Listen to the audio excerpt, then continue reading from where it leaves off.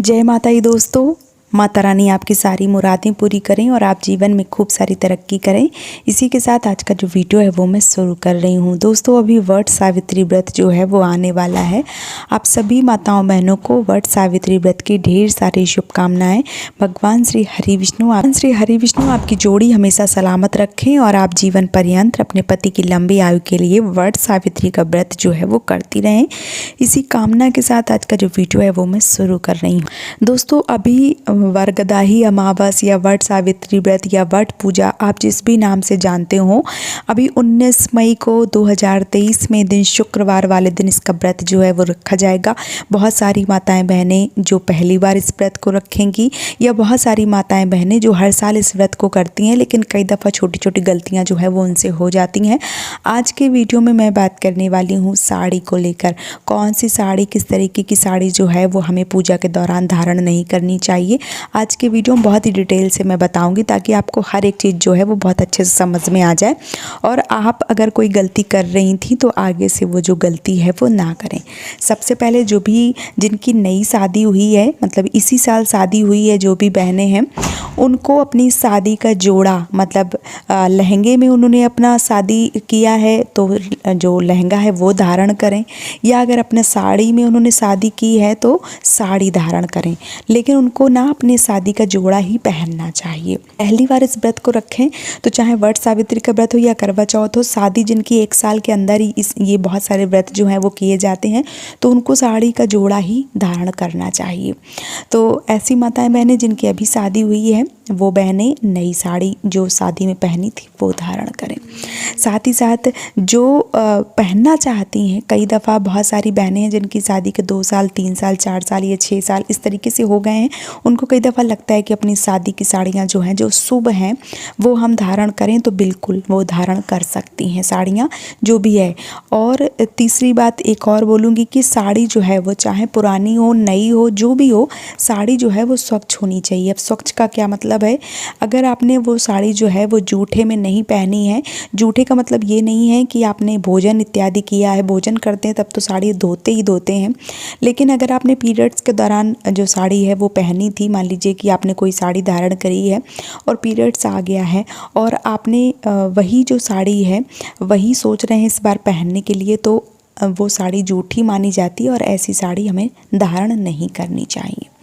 जो साड़ी साफ़ सुथरी हो, भले ही वो पुरानी हो नई हो, फ़र्क उससे नहीं पड़ता है, लेकिन साफ़ धुली हुई साड़ी जो है वो आप पूजा के दौरान पहने। और ये जो व्रत है इसका बहुत ज़्यादा महत्व है, क्योंकि सत्यवान जी के प्राण जो हैं वो सावित्री जी ने वापस लिए थे यमराज से, और तब से ऐसी परंपरा है कि इस व्रत को करने से जो पति हैं उनकी आयु जो है वो लंबी होती है।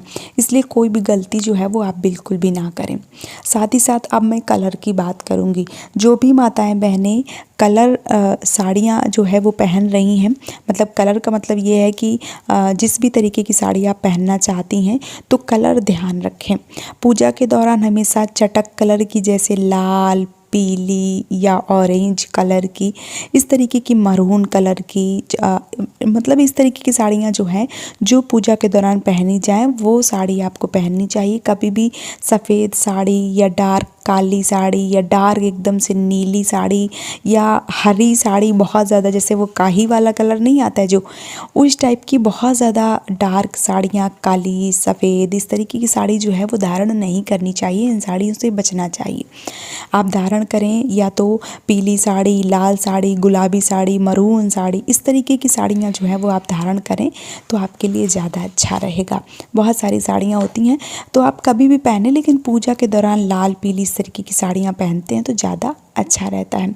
कभी भी डार्क कलर की साड़ियाँ या कभी कभी सफ़ेद साड़ी, बहुत सारी माताएं बहनें जो हैं वो सफ़ेद साड़ी पहन लेती हैं, तो व्रत के दौरान कभी भी ये गलती जो है वो उनको नहीं करना चाहिए।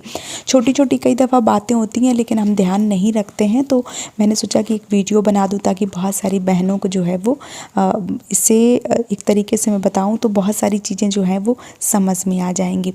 अब बहुत बार ये भी होता है कि जो साड़ी होती है, नया शादी का लहंगा होता है, बहुत सारी बहनें हैं जिनका बहुत ज़्यादा हैवी लहंगा होगा या उनका पीरियड्स जो है वो लहंगे में हो गया होगा। कभी कभार ऐसी भी चीज़ें बहुत दफ़ा सामने आती हैं। तो ऐसी माताओं बहनों को जो है वो साफ़ सफाई का देखिए विशेष ध्यान रखा जाता है। ड्राई क्लीन करवा लीजिए। या आपने अगर भोजन कर लिया है, कई दफ़ा ये भी प्रश्न आते हैं कि दीदी मैंने पीरियड्स के दौरान वो साड़ी या वो लहंगा नहीं धारण किया है, लेकिन शादी में अभी नया नया जो है वो चला हुआ है। सब जो भी बहनें हैं अभी शादी के दौरान जोड़े में जो भोजन है वो करवाया जाता है, तो भोजन कर लेती हैं। तो पूछती हैं कि दीदी वो कपड़े जो हैं वो जूठे हो गए, वो हमें पूजा में धारण नहीं करने चाहिए। तो नहीं, वो आप कपड़े धारण कर सकती हैं, लेकिन उनको एक बार पवित्र किया जाता है। चाहे तो आप गंगा जल से पवित्र करें या शुद्ध पानी से पवित्र करें। उन कपड़ों के ऊपर पानी का छिड़काव करना चाहिए और शुद्ध करना चाहिए। उसके बाद ही वो कपड़े जो हैं वो धारण करने चाहिए।